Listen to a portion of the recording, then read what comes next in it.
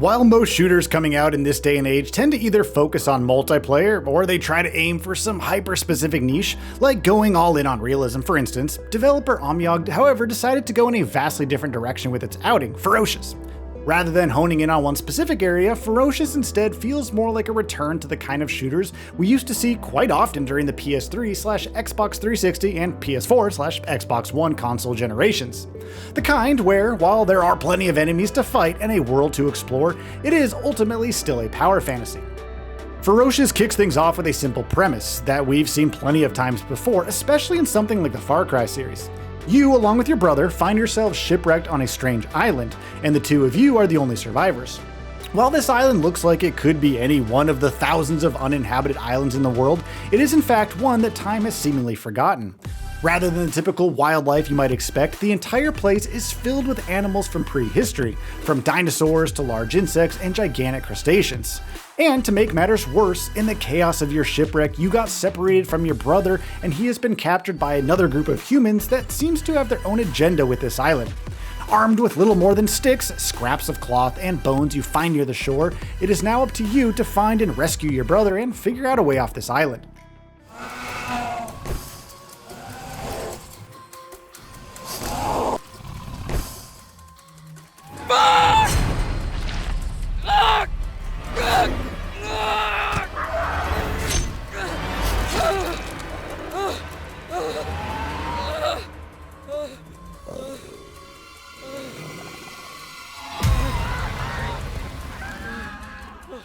That's about the extent of how complex the story of Ferocious really gets. There isn't really much to it here aside from go there and kill some people who might know where your brother is.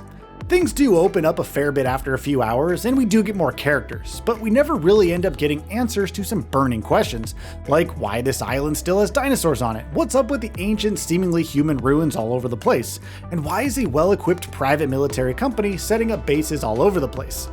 While the core story might not be much, it does offer enough motivation to get you going and discovering what makes Ferocious truly special.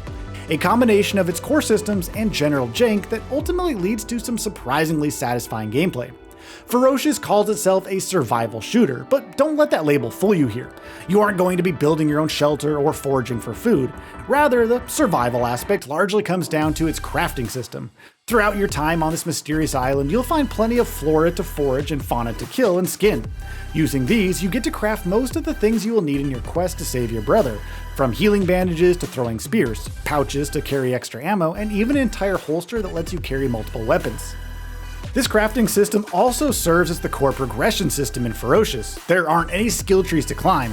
Rather, just about every major boost in power comes from your crafting abilities, like giving you more effective health by allowing you to craft and equip more and more armor made out of the monster chitin, or simply giving you more destructive capabilities by letting you carry more bullets, grenades, and spears.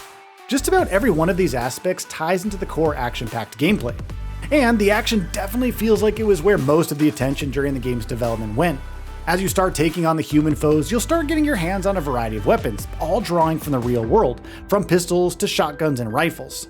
While levels are laid out in a way as to let you figure out your own approach, however, Omyog has made it clear through gameplay decisions that stealth isn't really the main style of gameplay here. Rather, you are encouraged to maybe take out one or two enemies in a camp out through melee, before then just going in all guns blazing.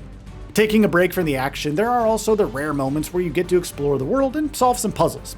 These never really get more complex than find the right button to open the gate. And even if the possibilities for more complicated puzzles open up when you get a device that lets you control some of the smaller dinosaurs. However, even then, the puzzles end up being getting the dinosaur into the right hole in the wall to get right into the door opening switch.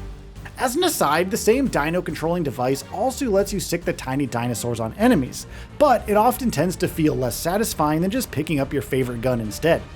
Now, when it comes to the action, only the humans feel like interesting enemies to actually take on. Sure, the dinosaurs and other creatures are great here, especially in how they look, but they don't really have much going on in terms of their AI. All non-human enemies will do little more than just charge straight at you at full speed, giving you plenty of chances to just sidestep and shoot them in the back.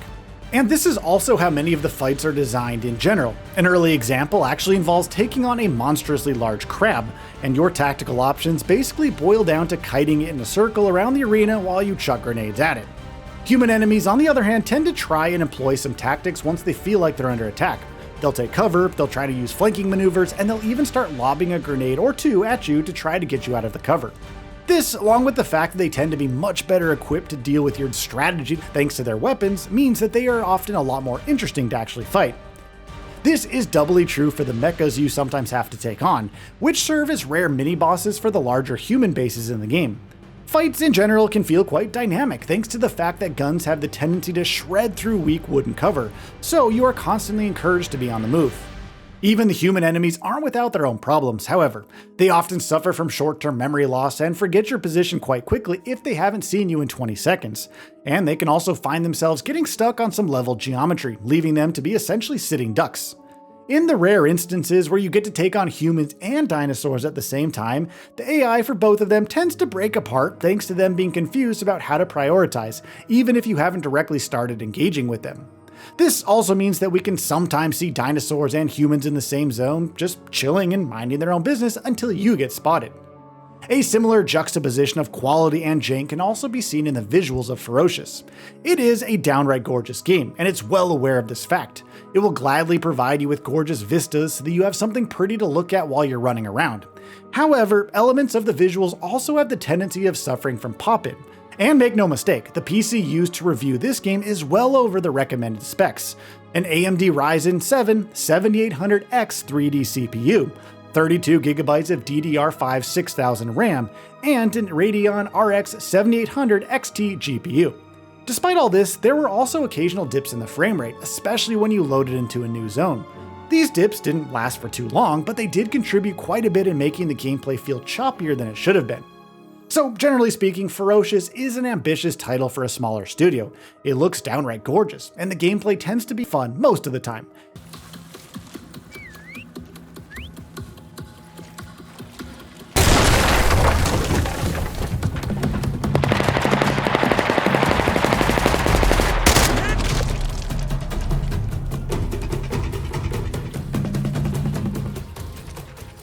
However, the few bits of jank and visuals, sometimes just popping in, the occasional frame drops, and enemies essentially losing their AI definitely indicate that the title could have used some much more time to get polished.